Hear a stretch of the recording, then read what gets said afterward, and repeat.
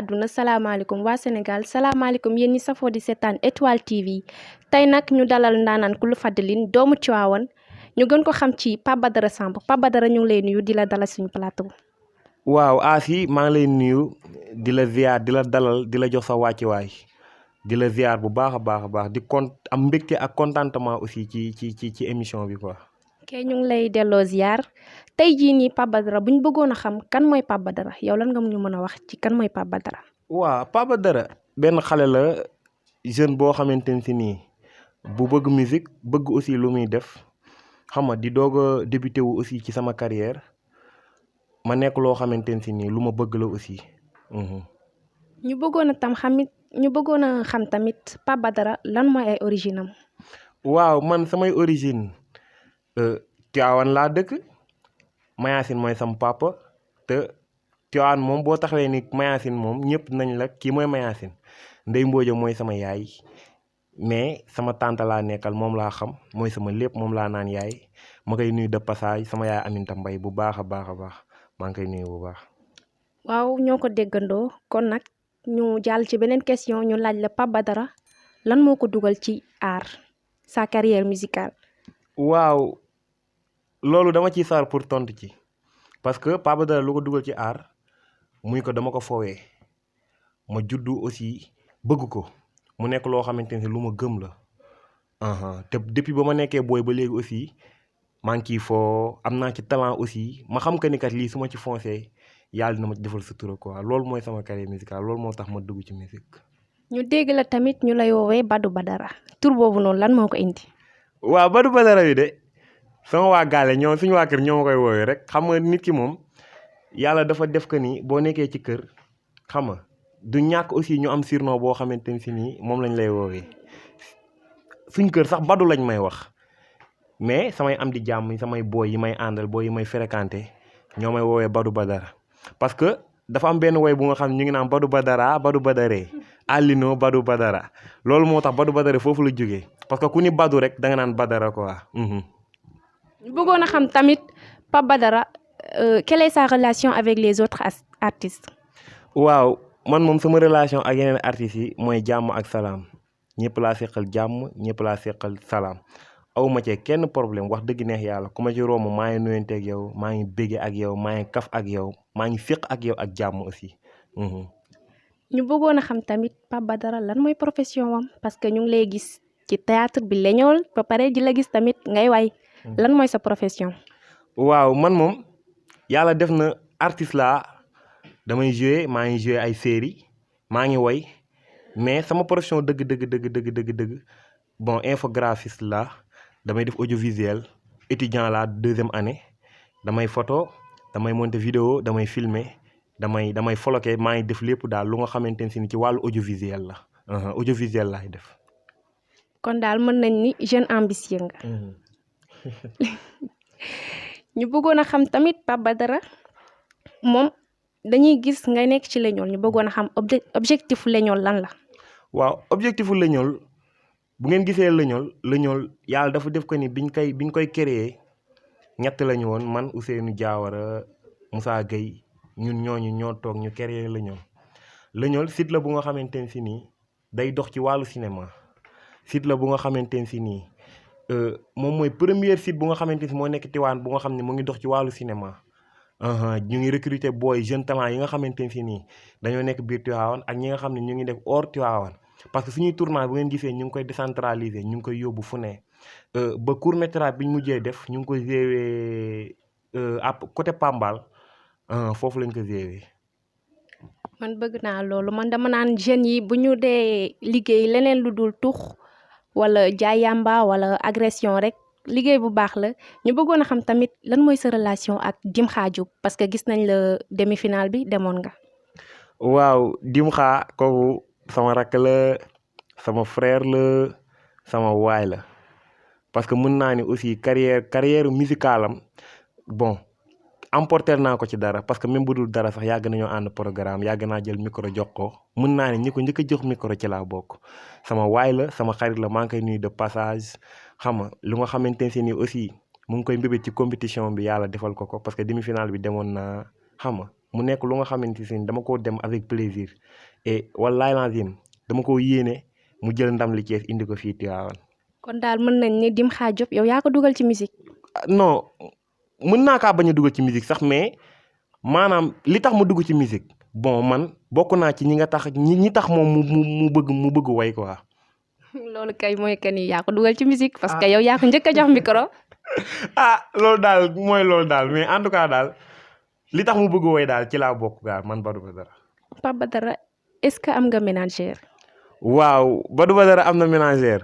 kan mooy ménagère Badou Badara. man sama ménagère Adama Ndiaye la. Adama Ndiaye mooy sama ménagère ñu naan ko Mr Do mu nekk koo xamante ne ku ñàkki ñaan la wax dëgg neex yàlla parce que gis nañ ni Badou Badara mu ngi évoluer bu baax a baax maa ngi évoluer bu baax a baax d'ailleurs bërki démb maa ngi doon tëgg benn mariage fii Mbayeen mariage bu nga xamante ne bu neex la macha allah te lépp moom la moo ma ñëw jël si ma tegal ma orchestre yóbbu ma woy xam nga et mu nekk lu nga xam ne aussi tamit dama ci am mbégte ak contentement bu baax a baax mën naa ni lépp moom la wallaahi lazim lépp Adama Ndiaye lépp moom la ak sama waa staff ñoom nag mayuñu ma dara ñu ngi ma indi seytaane gu mitti quoi mais lépp mbégte la rek lépp rek yoonu jub la quoi di ci kontaan bu baax a baax. dégg naa la sa biir wax nga ni dangaa demoon mariage est-ce que mën nga ñoo ñamal tuuti ci sa voix nit ñi découvrir voix bi. waaw avec plaisir. nga ligelo beyo su sawalo bool nga ligelo beyo su sawalo boor bulo walo bool ho lijeri kala nani walo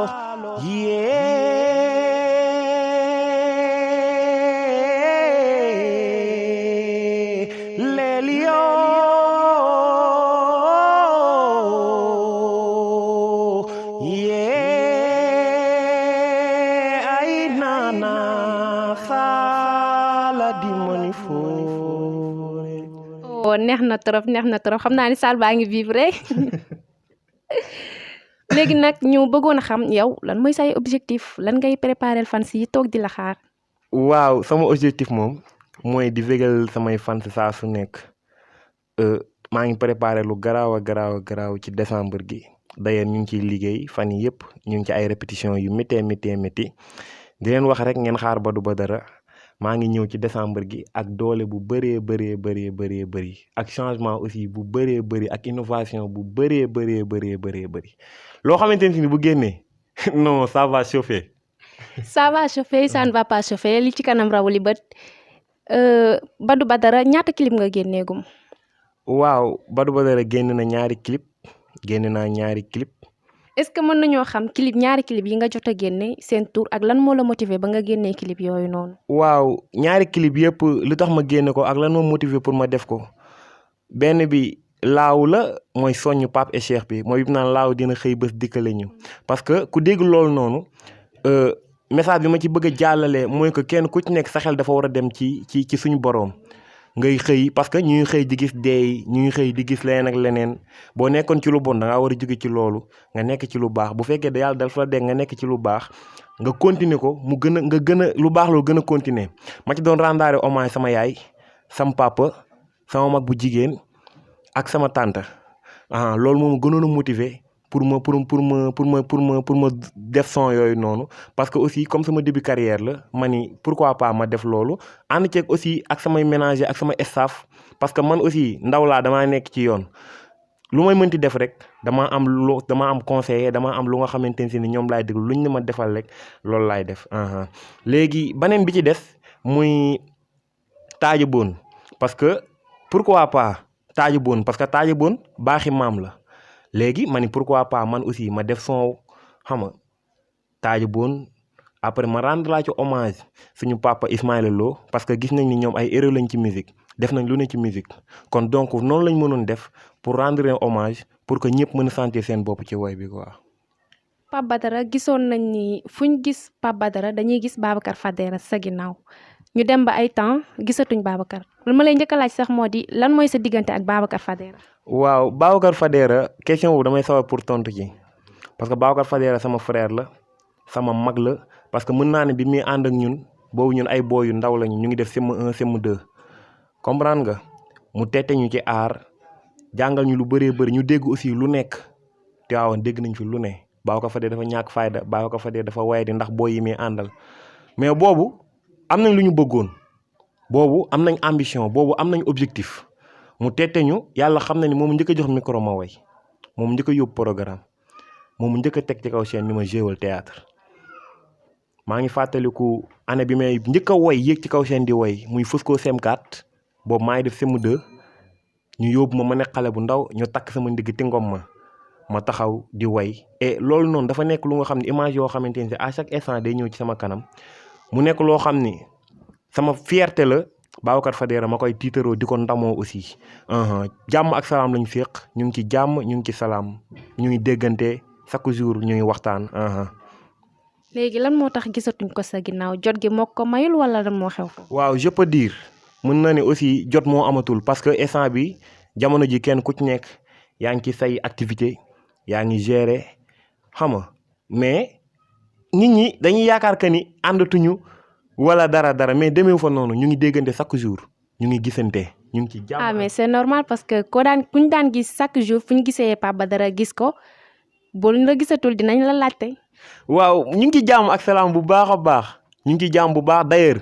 moom mooy ménagèru Khadim Diop man doo mooy sama ménagère te ñoom ñaar ay xarit lañu kon donc xam nga ni kon réeroo du am foofu noonu kon à chaque instant ñu ngi gisante ñu ngi déggante parce que ku gis Adama Ndiaye sama ménagère gis nga Babacar Fadé te ñoom ñaar ñooy ànd suba ngoon kon donc mën naa ni Babacar Fadé ñu ngi déggante ñu ngi gisante ñu ngi ci jàmm ak salaam. waaw Pape Badara dégg nañ sànq ci sa biir wax buñ dellu see ci ginnaaw tuuti nee nga Khadim Diop yaa ko njëkk a jox micro mu way kon yow lu tax fi ñuy gis Khadim Diop gisuñu la fa manque de courage la wala lan la woon. non du manque de courage parce que xam nga Olof Ndiaye dani loo gis rek dafa am lu muy xaar et que mu nekk loo xamante ni si nii liñ naan nit ki da ngay mbapat ba pare xam nga mbapat moom boo ko defee boo demee arène nationale rek yàlla daf lay defal ndam defal la jàmm defal la salaam loo gis rek dafa am lu nga xamante ne si nii lu muy xaar la dafa am lu ma doon xaar loolu moo taxoon xam nga am na yenn affaire yu bëri yu nga xamante ne si nii gisuñu ma ci woon mais instant bi yàlla moom may defal sutura maa ngi tëgg samay mariage maa ngi tëgg samay soirée xam nga maa ngi def leneen ak leneen maa ngi ci sama ruq di job te su ma génnee rek nañ xam ne Badou Badara génn na comprendre nga mooy loolu. en parlant de job nag ñu gis ni yaa ngi préparé dara samedi bi lan ngay préparé fan si. waaw samedi dafa nekk loo xamante ne si nii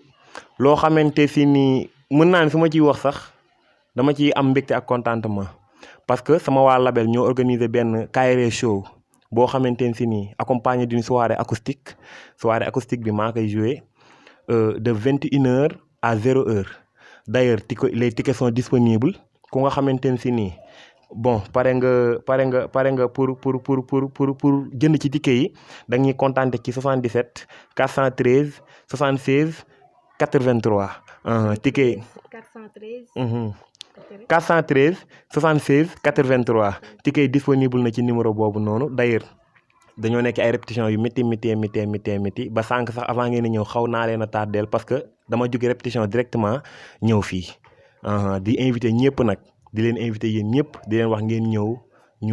ñu foo ñu kaf ñu ree ñu savourer aussi loo xamante ne si nii mooy soirée bi parce que gis nañ ni Tivaouane gëj naa am soirée et que soirée acoustique pour la première fois moo am Tivaouane et dañoo bëgg aussi à chaque instant ñuy innover bu yàlla defee jàmm chaque samedi incha allah ñu dàbbali xiir gi ñëw xama ñu caw diribe waaw mooy lu waaw Pape Badara waxtaan bi neex na trop mais xam naa ni temps bi moo ñu ko mayul ñu lay bàyyi nga tàggatoo ak fans yi ñamalaat ñu nul neex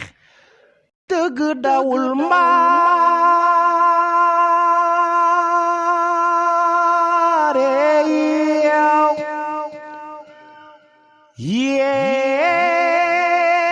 yeey waaw waa Étoile TV namoon naa leen jaaraama yow àdduna boo xoolee li ma jaaxal mooy ni xarit yi bëggee daf ma jaaxal nit a ngi lay reetaan bëggu la bañ lu mu weex dereta ko lal yàlla maa ngi lay ñaan di la ñaan nga musal ma ci pexe noon xarit yu bon wax leen ma jaaga may sa joore waa Étoile TV mënoo leen a ñaaw.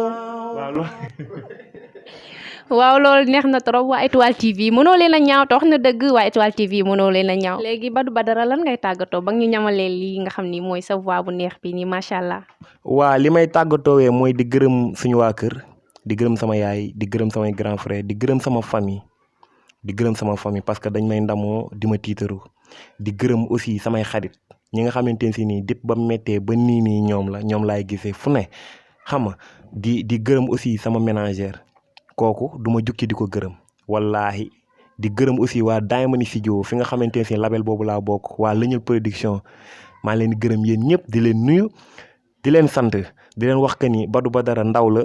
et que ngeen jàppale ko xam nga ba aussi carrière musicale am mën a gën a avancer mën a jëm ca kanam du ma fàtte aussi di nuyu sama waa fans club Badou Badara parce que partout au Sénégal am naa fa ay fans club am naa fans club Dakar am naa fans club Tivaouane am naa fans club Kër Ndioba am naa fans club feneen ak feneen maa ngi leen nuyu di leen gërëm di leen wax aussi fi ñu jàpp foofu la xam nga di leen gën a sant di leen gërëm di leen gën a encourager aussi maa ngi nuyu ñëpp maa ngi gërëm ñëpp merci beaucoup. waaw ci fans club bi xam naa ne man tamit ci laa bokk ndaxte xam naa ne doo ko fàttaliku mais ba may xale ba tey nga nekk suñu école di def ay kermesse mu neex ma lool sax tey tamit. yàlla def man a yow ñu bokk plateau nii di waxtaan ci loolu la ñuy jaaree tàggatoo ak yéen di leen jox dig daje beneen yoon ci beneen spécial plateau ak beneen artiste